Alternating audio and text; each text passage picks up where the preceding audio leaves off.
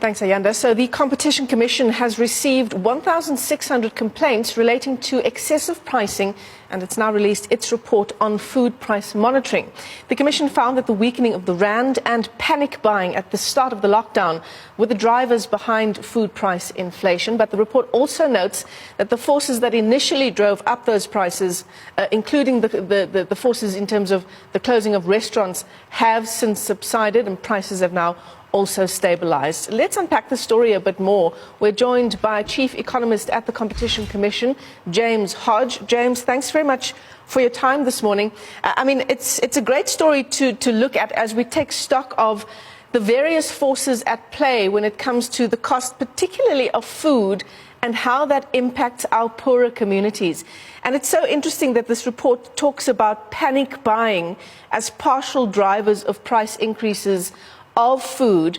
So the rich are able to buy the food, and then the poor are the worst affected by those rising prices. Absolutely, and that's why we're concerned, and we've been monitoring food prices since the very beginning. And this is why we have regulations to try and ensure that everyone has access to products and at fair prices as well. Because often in these situations, you're absolutely right, it's the poor that suffer. So, James, just take us through the kinds of 1,600 complaints you received as the Competition Commission relating to excessive prices. Just take us through a few of those complaints and what they related to.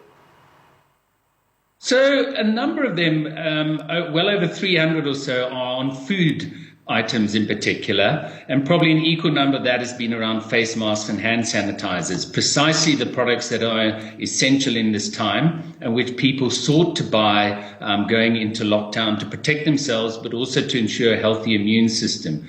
So the kind of complaints are really directly from consumers saying that the shop that they normally go to, suddenly the price of potatoes or onions or fresh meat has gone up noticeably, so that they make a complaint. So we follow up with that, determine whether costs have gone up or whether this is just exploitative behavior from a retailer. And that's why, although there have been some natural forces, economic forces that have pushed up some costs in markets, what has exacerbated the situation is the behavior of certain market participants. So some retailers have exploited the situation, and we've prosecuted for price gouging.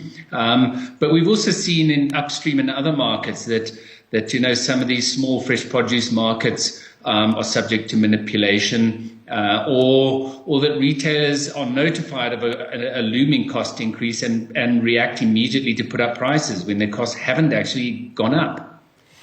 So, James, you also talk about, the forces that were initially at play that led to these prices increasing. Those forces are now under control. Prices should normalize. But what are some of the protections for consumers that are available to keep this in check? Well, consumers need to be active, and they need to be aware of what's happening, because often consumers are restricted in their movement. So they are dependent on the stores that are close by, but they need to react, and they need to send in complaints to the Competition Commission or the National Consumer Council. So consumers do play an important role, but we also are proactive on enforcement. We are engaged with retailers, food suppliers, to ensure that now that costs are coming down, that prices also come down in shops and consumers benefit. So we still play that important role to ensure consumer welfare in this time. Then there's this issue around, and this was an issue that existed long before the lockdown, this disparity between food market prices and retail prices. There's some serious questions still there. Are there still sort of investigations that the Competition Commission will continue with to look deeper into that? Yes, I think that is a long-standing problem, you're right, and it's something that now has been almost highlighted in a crisis and exacerbated. So we need to pursue that, and it is something that we will continue to investigate and look at. It's also why we're concerned that now that prices are dropping in markets upstream, that retailers pass that on. We all know that prices are quick to go up and slow to come down. So we are concerned about that. We are going to continue to engage with the retailers and food suppliers to ensure this happens and consumers benefit. But these are failures in the market that need to be addressed and will be the subject of investigation and prosecution if necessary. Yeah, I mean, we talk about, those who are the worst affected by a phenomenon like this, the poorest South Africans who have less money to spend on food. They're at the top of our list of the people worst affected here. But farmers as well are affected by this disparity between retail prices. And they actually, according to the report from the Competition Commission, they actually carry most of the risk when it comes to food pricing and not much of the profit.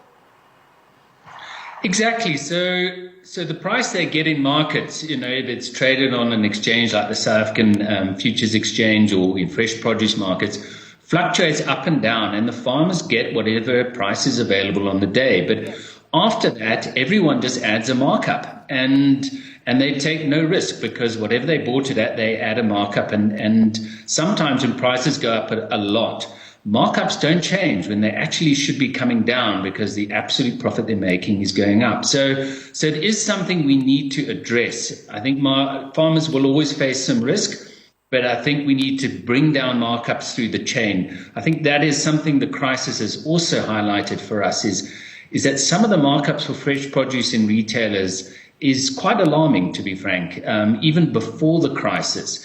And we need to see what is happening and why that needs to change. So, we finished a grocery inquiry. We highlighted that exclusivity is part of the problem. We think that is still playing out now at a time when consumers' movement is limited.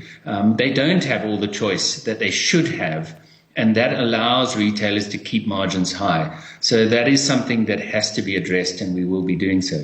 Absolutely. Well, thanks very much for talking to us. That's James Hodge. He is Chief Economist at the Competition Commission. Incredibly important report this. It's the Food Price Report, and it's found that the forces that were initially behind food price inflation have now subsided and prices should have stabilized. Consumers, as always, are warned to keep a close eye on the prices at their retailers.